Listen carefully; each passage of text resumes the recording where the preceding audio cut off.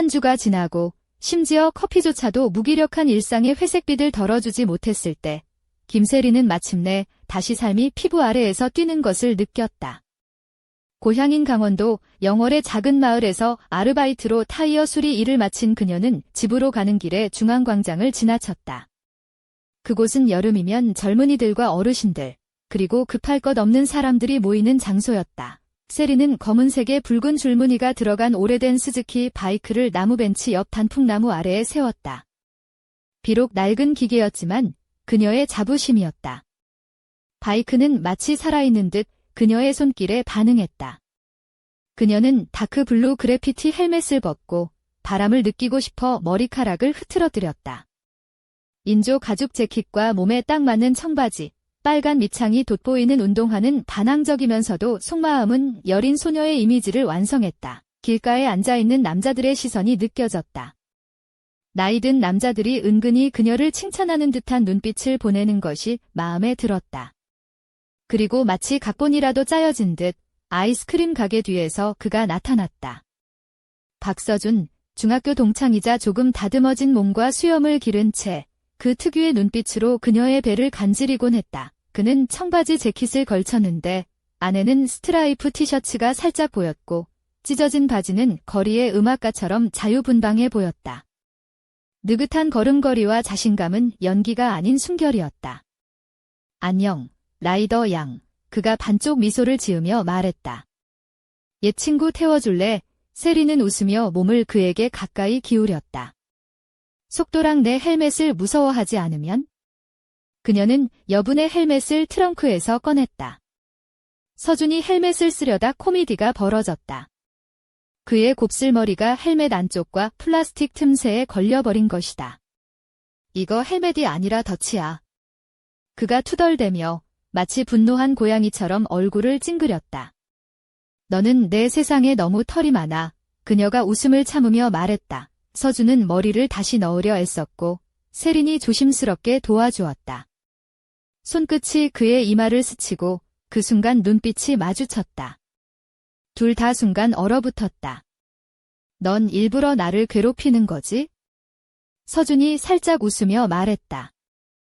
헬멧은 맞지 않아. 세리는 결국 반짝이는 분홍색 헬멧을 꺼냈다. 이건 정말 굴욕인데 그가 미간을 찌푸리며 말했다. 굴욕을 감수하거나 이 털 뭉치를 유지하든가.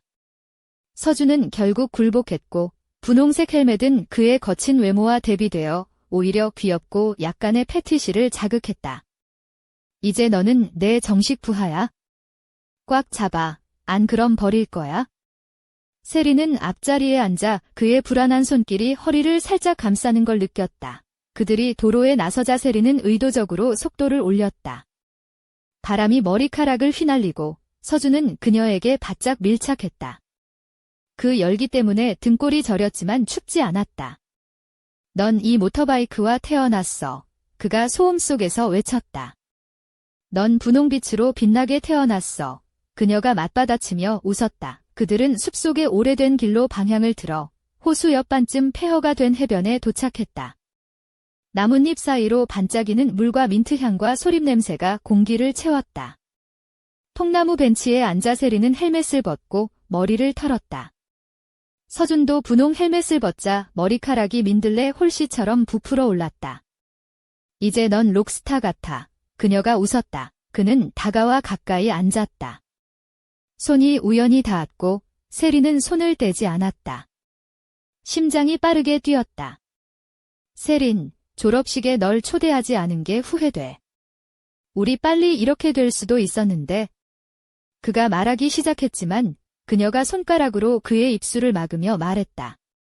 말하지 마. 그냥 지금 여기 있어줘.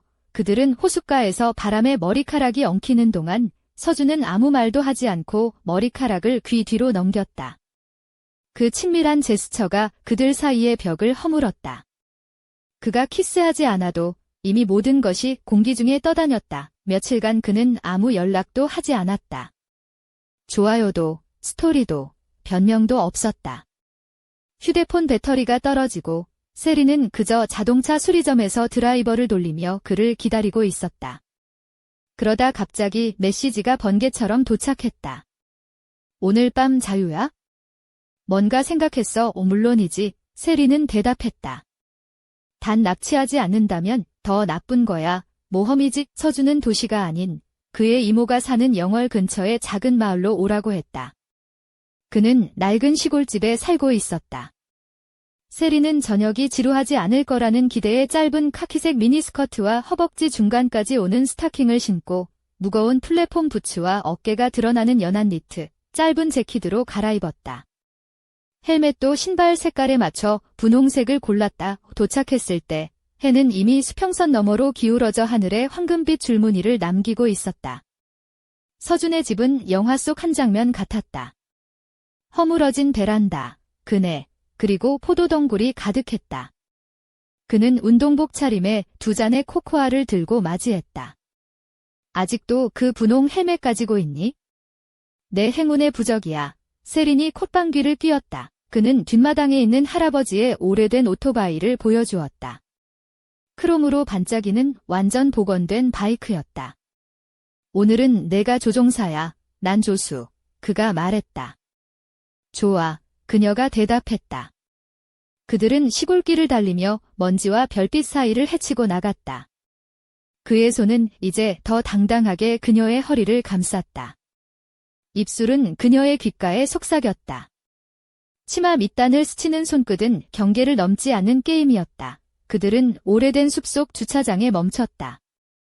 예전에는 청소년 캠프장이었지만 지금은 잡초와 콘크리트 기둥만 남아있었다. 서준이 집에서 가져온 담요 위에 앉자 세리는 헬멧을 벗고 머리를 다듬었다. 그의 눈빛은 그녀의 모습에 완전히 사로잡힌 듯 했다. 너 지금 모습 완전 내 환상에서 튀어나온 것 같아. 세리는 웃으며 눈을 떼지 않았다. 추위가 등을 타고 내려왔지만 그는 재빨리 자신의 재킷을 그녀에게 걸쳐주었다. 재킷 안에서는 담배와 나무 냄새, 그리고 알 수 없는 친밀한 향기가 났다. 넌 일부러 날 흔들려고 이렇게 입었지? 세린이 속삭였다. 넌 일부러 여길 찾아와서 그런 거야? 무거운 침묵이 흘렀고 그는 가까이 다가와 볼에 손을 댔고 입술을 살짝 댔지만 키스는 아니었다. 만약 지금 키스하면 모든 게 변할 거야? 안 하면 후회할 거고. 그녀가 손목을 잡았다. 그는 숨을 들이쉬고 멈췄다. 그럼 내가 확실히 거절하지 않을 때 하자. 그들은 그렇게 한 시간을 보냈다. 그의 손은 그녀의 허리를 감싸고 그녀의 손은 그의 무릎 위에 있었다. 움직임은 거의 접촉에 가까웠지만 우아했고 그들은 경계를 존중했다. 며칠 후 그들의 만남은 자연스러운 일상이 되었다. 서준이 주유소에서 세린을 데리러 오거나 그녀가 집에서 따뜻한 만두와 차를 가져가곤 했다. 그러나 키스는 없었다. 어느 날 밤 그는 메시지를 보냈다. 움직이는 밤을 준비해. 모험에 적합한 편한 옷 챙겨. 세린은 짙은 남색 사이클 팬츠와 오버사이즈 셔츠를 매듭지어 입고 부드러운 스웨이드 운동화에 머리를 높게 묶었다. 그 밑에는 레이스가 살짝 보이는 탑을 입어 대담하지만 과하지 않은 균형을 맞췄다. 서준은 차를 몰고 왔고 그녀는 차 안에서 그가 준비한 담요와 간식을 발견했다. 영월역 청령. 여름 야외 영화제가 있어? 내 뒷좌석이 우리 VIP석이지. 그들은 거의 말없이 음악을 들으며 달렸다. 고전 히트곡들이 흐르고 그의 얼굴에 비치는 불빛은 손을 뻗고 싶게 만들었다. 도착하자 소음과 사람들, 팝콘 냄새가 가득했다. 하지만 서준은 관객들 쪽이 아닌 작은 언덕 위의 주차장으로 안내했다. 담요를 깔고 그녀는 창가에 편히 앉았다. 그의 손이 그녀의 무릎에 닿았다. 우연이 아니었다. 영화 속 커플은 비를 맞으며 입맞춤했지만 두 사람 사이에선 또 다른 폭풍이 일었다. 서준이 조용히 속삭였다. 이걸 느껴? 세린이 고개를 돌렸다. 얼굴은 어둠 속에 반쯤 가려졌지만 가까웠다. 우리가 가진 걸 잃는 게 두려운 걸까? 그녀는 그의 가슴에 손을 얹었다. 그의 심장 박동은 그녀의 것과 같았다. 그는 키스 대신 목덜미에 입을 대고 숨을 들이쉰 뒤 멈췄다. 그건 키스가 아니라 도전이었다. 그는 그녀를 떨리게 하는 법을 알았다. 강원도 영월의 저녁 하늘은 점점 어두워지고 산들바람에 단풍잎이 흔들리는 가운데 세리는 혼란 속에서 눈을 떴다. 머리가 깨질 듯 아팠고 온몸은 무겁고 차가웠다. 그녀가 마지막으로 기억하는 것은 서준의 비명과 함께 들려온 금속이 부딪히는 소리였다. 그 충격은 마치 세상의 모든 시간이 멈춘 듯 했다. 세리는 느릿느릿 주변을 둘러보았다. 그녀가 누운 곳은 낯익은 강가 근처 오래된 길가였다. 검은 바이크는 자빠져 있었고 그 옆에는 검은색 자동차가 멈춰 있었다. 차 문이 열리고 한 남자가 급히 내렸다. 그는 서준처럼 보였지만 그의 얼굴은 피투성이었고 숨을 헐떡이고 있었다. 세린. 그의 목소리는 다급했고 흔들렸다. 다행히도 그녀의 의식은 살아 있었다. 그는 그녀의 손을 잡고 부드럽게 흔들었다. 괜찮아. 괜찮아. 대답해줘. 세리는 힘겹게 눈을 깜박이며 고개를 끄덕였다. 서준. 너는 그가 고개를 저으며 속삭였다. 나도 괜찮아. 하지만 빨리 병원으로 가야 해. 사고 현장에 도착한 구급대는 신속하게 세린과 서준을 분리해 치료를 시작했다. 세린은 어깨와 허리가 심하게 다쳤고 머리에도 충격이 있었다. 하지만 그 무엇보다 그녀의 마음은 더욱 깊은 혼란에 빠져 있었다. 며칠 후 병원 침대에 누워있던 세린은 그날의 일이 선명하게 떠올랐다. 그토록 기다렸던 두 사람의 재회가 이렇게 극적인 충돌로 끝나다니. 그녀는 서준이 자신을 위해 얼마나 많은 위험을 감수했는지, 그리고 자신 역시 그를 얼마나 깊이 사랑하는지 깨달았다. 그 사이 서준은 병원 복도에서 고요하게 전화를 받고 있었다. 그의 목소리는 낮았지만 단호했다.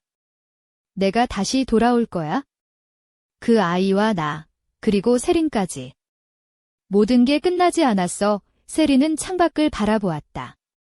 빗방울이 창문을 타고 흘러내렸고 멀리 산자락에 번개가 치는 듯 번쩍였다. 그 순간 그녀의 휴대폰이 진동했다. 화면에는 알 수 없는 번호라고 적혀 있었다. 궁금증과 두려움이 교차하는 마음으로 그녀가 전화를 받자 낮고 낯선 목소리가 들려왔다. 서준이 감추려 했던 진실, 이제 내가 알아야 할 때야. 그 사고는 우연이 아니었다. 세리는 숨을 멈췄다. 그 목소리는 분명히 그녀의 삶에 깊은 흔적을 남길 새로운 미스터리의 시작이었다. 손에 쥔 헬멧이 무겁게 느껴졌다. 이제는 단순한 사랑의 이야기가 아니라 풀리지 않는 어둠과 맞서야 할 시간임을 직감했다. 그리고 그녀는 결심했다. 서준, 내가 반드시 내 곁에 있을게.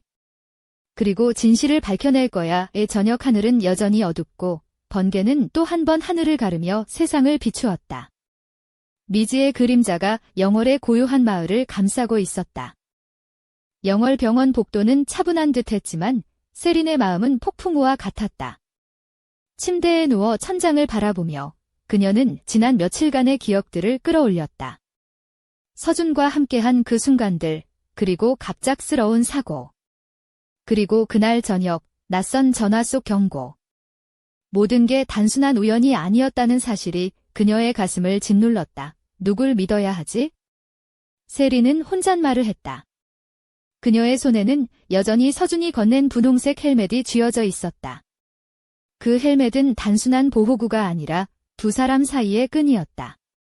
하지만 지금은 그 끈이 미지의 어둠 속으로 이끌고 있었다. 이 며칠 후, 세리는 병원에서 퇴원했다. 아직은 다소 불편했지만 움직일 수 있을 정도였다. 그녀는 서준의 집으로 향했다. 그의 빈 방은 마치 시간도 멈춘 듯 어딘가 공허하고 불안했다. 그가 떠난 이유와 그 뒤에 숨겨진 비밀을 알고 싶었다. 그때 그녀의 휴대폰에 또 한 통의 메시지가 들어왔다. 이번에는 서준의 번호였다. 나 여기 있어? 내가 필요해. 오늘 밤 10시에 옛다리 밑에서 만나자. 메시지 밑에는 작은 바이크 그림 이모티콘이 있었다. 밤 10시. 세리는 옛다리 밑으로 조심스레 발걸음을 옮겼다. 바람이 차가웠지만 그녀의 심장은 뜨거웠다. 그곳에는 서준이 서 있었다.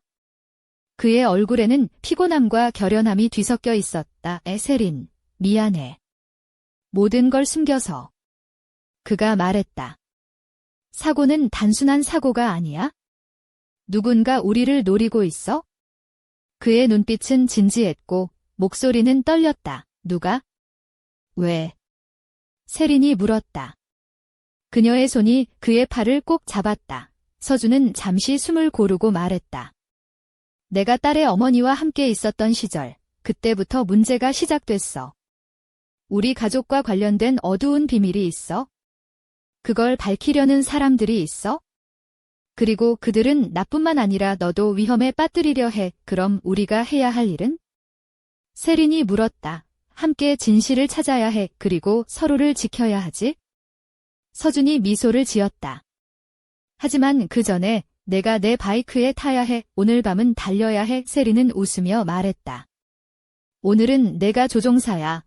내가 부하야. 서준이 헬멧을 건네주었다. 분홍색 헬멧이었다. 이제는 내 행운의 부적이 되었어.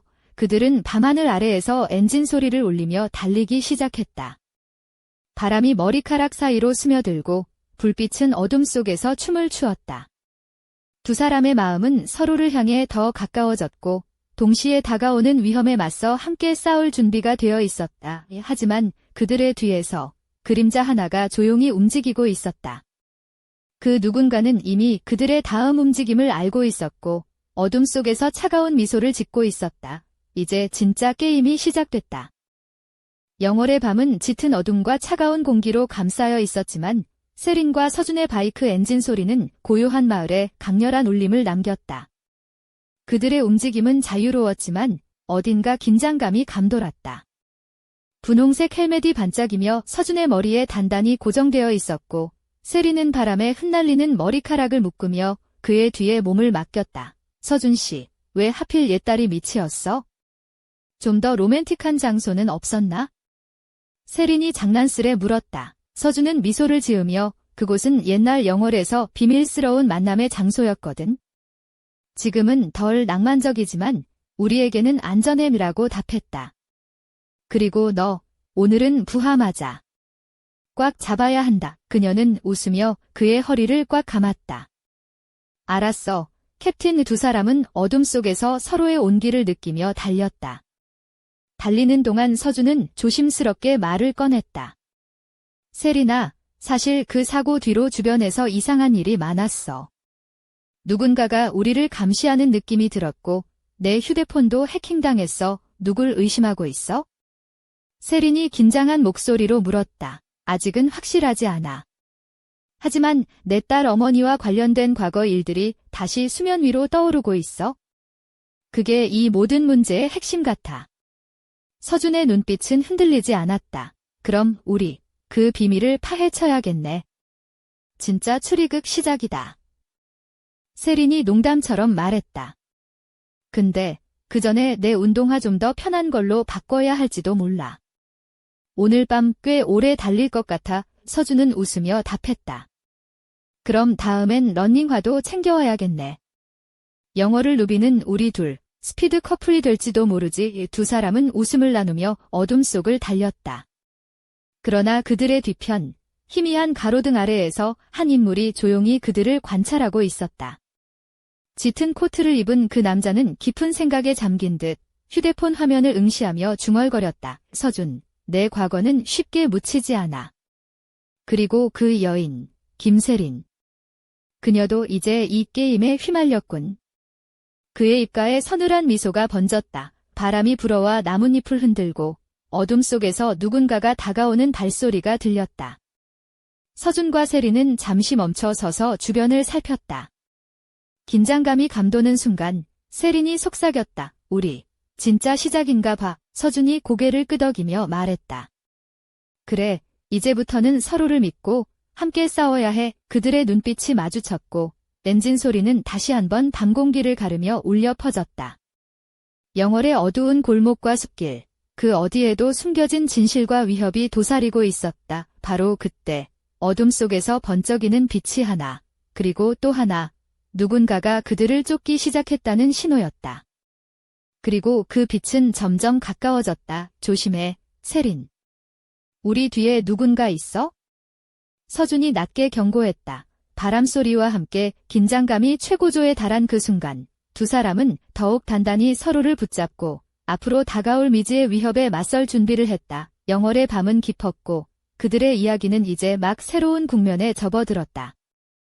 영월의 어둠 속 서준과 세리는 바이크 위에서 긴장된 숨을 고르며 뒤를 살폈다. 뒤따르는 빛은 점점 가까워졌고 고요한 밤 공기를 가르는 미세한 엔진 소리도 함께 커져갔다. 세리는 손가락으로 서준의 허리를 꽉 움켜쥐며 속삭였다. 서준 씨, 이게 진짜 추격전인가 봐. 영화 속 한 장면 같아. 서준은 입꼬리를 살짝 올리며 그러게. 이제부터가 본격적인 시작이야. 하지만 우리가 둘이라면 무서울 게 없어 라고 말했다. 그의 목소리에는 단단한 결의가 배어 있었다. 뒤에서 다가오는 바이크는 검은 외투를 입은 한 남자가 몰고 있었다. 그의 얼굴은 헬멧으로 가려져 있었지만 눈빛만은 차갑고 예리했다. 마치 오래전부터 이 순간을 기다려온 듯한 냉철함이 느껴졌다. 저 사람. 누굴까? 세린이 불안한 듯 물었다. 서준은 잠시 침묵하다가 과거를 아는 자일지도 몰라. 그리고 우리가 건드린 비밀과 관련이 있을 거야 라고 답했다. 지금은 도망치는 게 상책이야. 서준이 스로틀을 더 당기자 바이크는 순식간에 속도를 높였다. 세리는 바람에 휘날리는 머리카락을 다시 한번 꽉 묶으며 그의 등에 몸을 밀착시켰다. 잡히면 안 돼. 내 행운의 분홍 헬멧이 있으니까 괜찮을 거야. 그녀가 장난스럽게 소리쳤다. 서준이 웃으며 그 헬멧, 진짜 대단한 행운 아이템이네 라고 말했다. 그러나 그의 표정은 여전히 긴장감으로 굳어 있었다. 그들은 영월 시내를 벗어나 좁고 굽이진 산길로 접어들었다. 전조등 불빛이 나뭇가지와 바위 사이를 스치고 두 사람의 심장은 점점 더 빠르게 뛰었다. 뒤따르는 그림자는 점점 더 가까워졌다. 저쪽으로 빠져. 서준이 갑자기 방향을 틀었다. 내가 아는 비밀 길이 있어? 거기로 가면 잠시 숨 쉴 수 있을 거야. 에세리는 고개를 끄덕이며 내비게이션 없이도 그렇게 잘 아는 거 보면 너 정말 산에서 잘한 거 맞네 라고 놀리듯 말했다. 근데 내가 운전했으면 더 빨랐을 텐데 서준이 웃으며 대답했다. 넌 부하니까 그건 다음 기회에. 그들은 숲속의 좁은 오솔길로 들어섰고 바이크 바퀴가 흙과 자갈을 튀겼다. 뒤에서 들려오는 엔진 소리는 점점 희미해졌지만 불안은 여전히 그들의 마음속에 남아있었다. 갑자기 앞에서 환한 불빛이 번쩍였다. 오래된 폐가의 창문에서 새어나온 빛이었다. 서준은 바이크를 멈추고 숨을 고른 뒤 말했다. 여기가 다음 거점이야. 잠시 몸을 숨기고 상황을 파악해야 해. 세리는 헬멧을 벗으며 머리를 털었다. 그녀의 옷차림은 여전히 세련되면서도 활동적이었다. 카키색 미니스커트와 스타킹, 그리고 플랫폼 부츠는 어둠 속에서도 눈에 띄었다. 그녀의 긴 목선과 허리 라인이 드러나는 니트톱은 긴장감 속에서 은근한 매력을 풍겼다. 서준 씨, 여기서 무슨 일이 있는 거야? 그녀가 조심스레 물었다. 서준은 얼굴을 찡그리며 내가 찾고 있는 단서가 여기 있을지도 몰라. 하지만 조심해야 해. 누군가 이미 우리를 기다리고 있을 수도 있으니까 라고 답했다. 그 순간 폐가 안에서 낡은 문이 삐걱거리며 열렸다. 어둠 속에서 한 인물이 천천히 모습을 드러냈다. 그가 내딛는 발걸음마다 나무 바닥이 삐걱거리며 긴장감을 더했다. 서준아, 세리나, 드디어 만났구나. 낮고 음산한 목소리가 어둠을 가르며 울려 퍼졌다. 두 사람은 동시에 몸을 돌려 그를 바라보았다. 그 인물의 얼굴은 반쯤 가려져 있었지만 세리는 왠지 모르게 심장이 멎을 듯한 느낌을 받았다. 그가 바로 그들이 찾던 진실의 열쇠이자 숨겨진 과거의 주인공임을 직감했다. 서준이 한 걸음 앞으로 나서며 말했다. 내가 왜 우리를 쫓고 있는지, 그리고 우리가 몰랐던 그 진실을 밝혀야 할 때야. 폐가 안에는 긴장과 불안, 그리고 서로를 향한 불꽃 같은 눈빛이 교차했다. 영월의 어둠 속 그들의 운명은 이제 막 결정적인 순간에 다다랐다. 바람이 창문 틈으로 스며들며 문을 세게 흔들었다. 누군가의 속삭임이 들려왔다. 모든 것이 드러나는 순간 진짜 싸움이 시작된다. 그 순간 세린의 가슴 속에서 뜨거운 두려움과 희망이 동시에 불타올랐다. 그리고 그녀는 알았다. 이 이야기는 끝나지 않았다는 것을. 이제부터가 진짜 시작임을.